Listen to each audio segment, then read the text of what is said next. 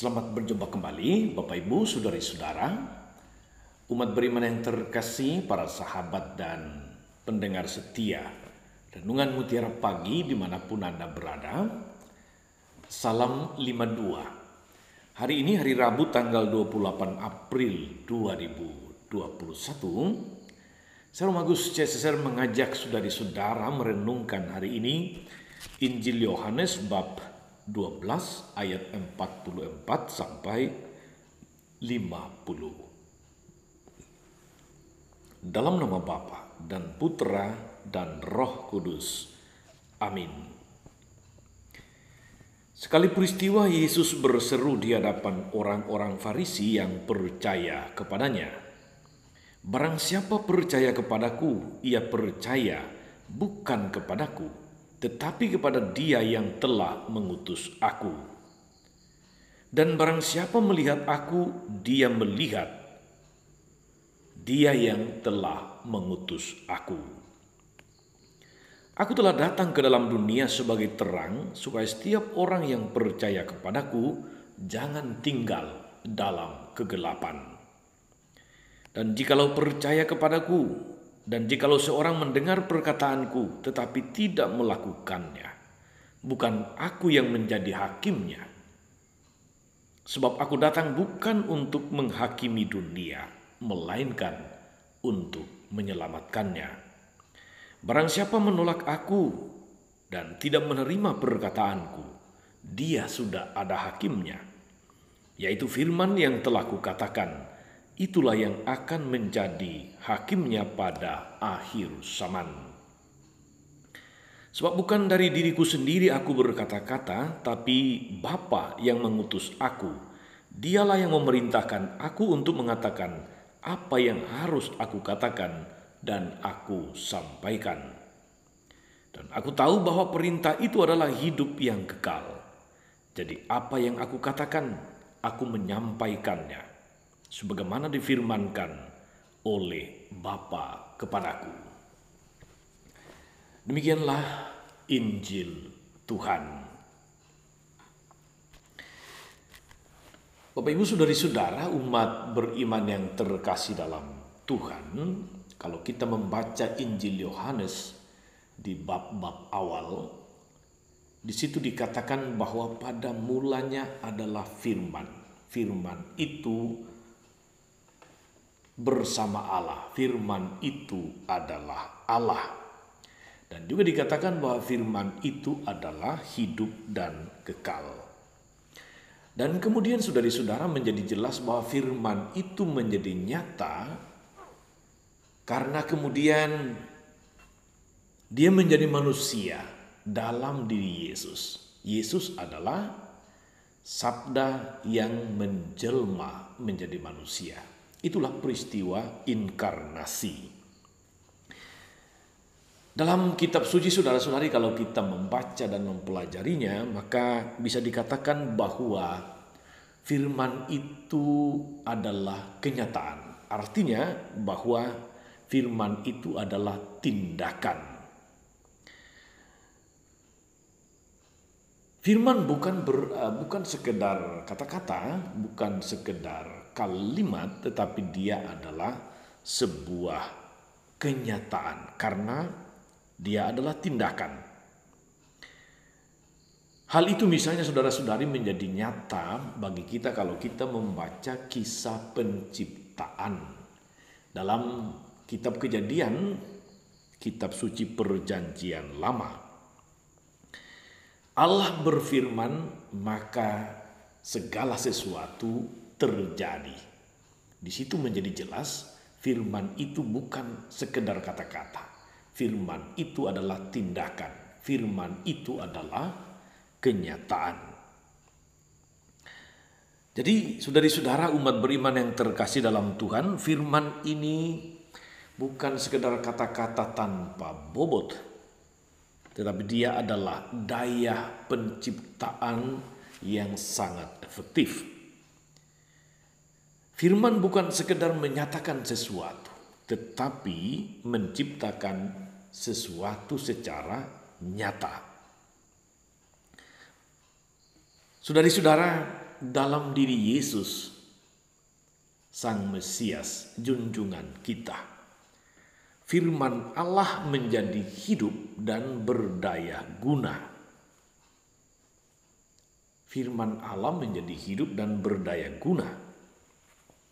Sama dengan wibawa Allah, otoritasnya adalah otoritas Allah. Maka misalnya dalam khotbah di bukit, di situ kita melihat, kita memahami, kita hayati dengan sangat jelas ketika Yesus berkata, telah disabdakan kepadamu begini, tetapi aku berkata kepadamu begini.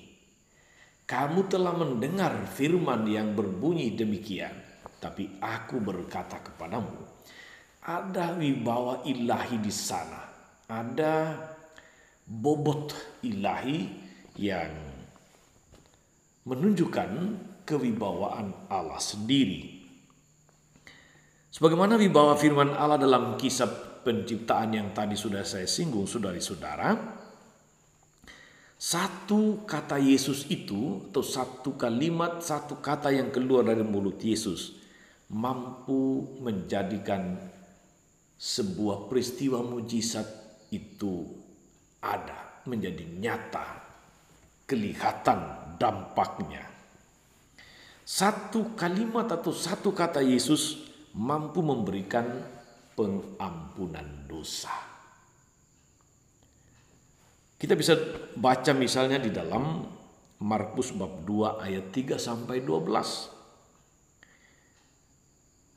Sama seperti firman Allah, kehadiran Yesus menantang sikap manusia, menantang kita mengambil keputusan, menerima atau menolaknya di dalam penghayatan hidup sehari-hari. Karena itulah saudari-saudara, dalam Matius bab 7 ayat 24 sampai 27, kemudian ayat 13 ayat 23 itu menjadi jelas tentang perumpamaan tentang dasar yang berbicara kepada kita tentang orang bijaksana dan orang-orang yang bodoh kalau membangun rumah.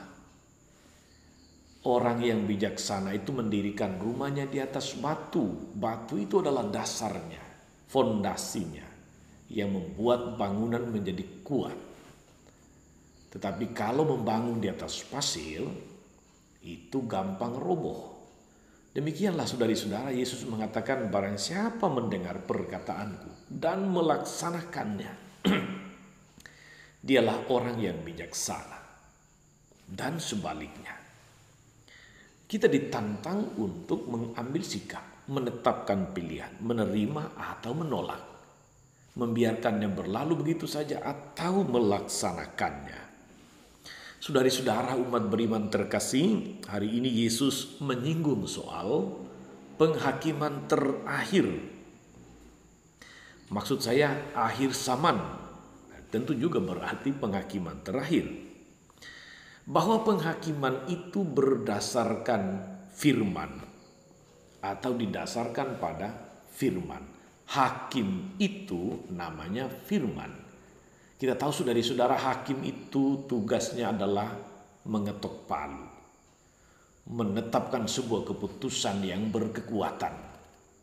Kalau dikatakan bahwa firman itu adalah hakim, maka tentu saja bagaimana nanti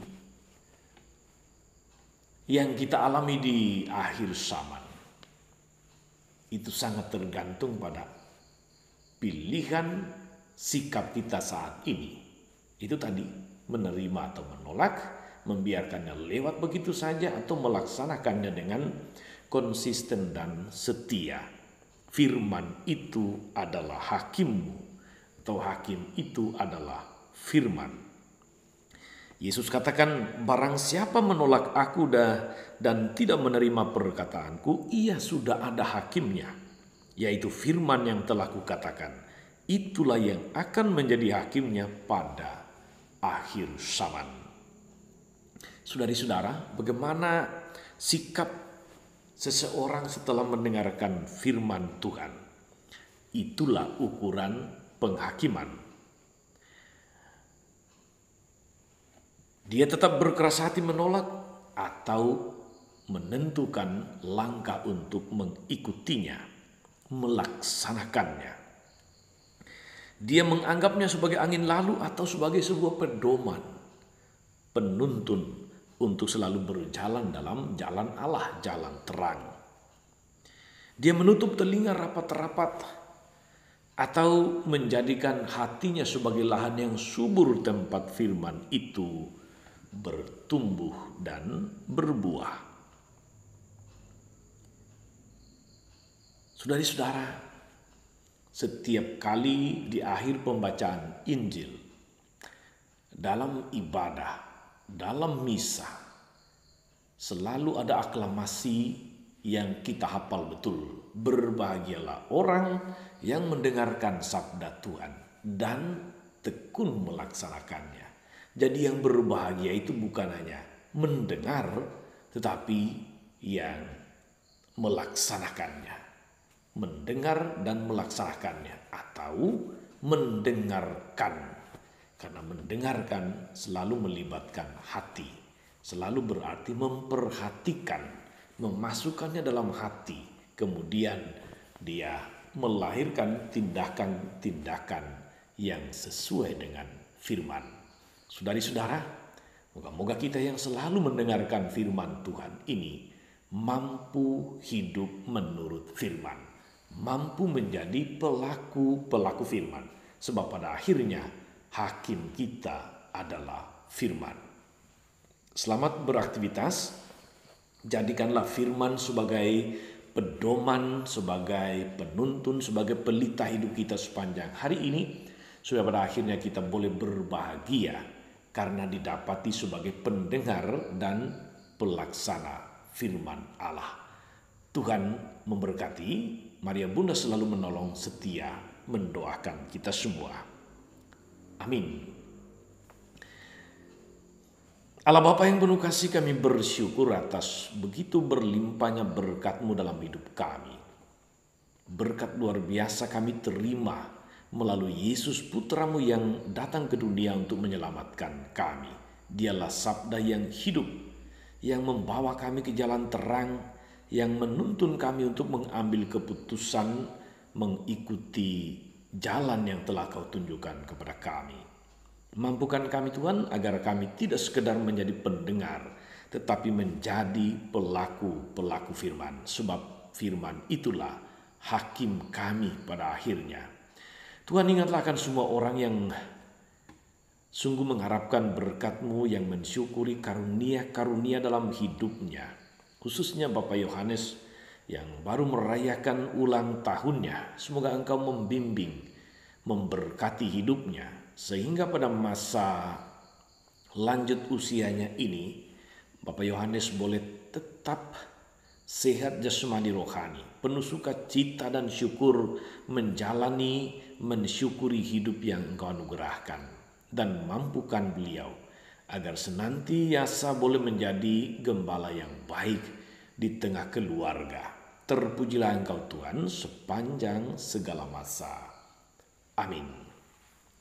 Saudari-saudara sekalian, berkat Allah turun atas saudari-saudara, atas mereka yang kita doakan atau kita janjikan doa, mereka yang sakit dan menderita. Segala rencana, karya, dan pelayanan hari ini, Bapa dan Putra dan Roh Kudus. Amin. Jangan lupa like, subscribe, nyalakan lonceng notifikasinya. Salam 52, Tuhan memberkati.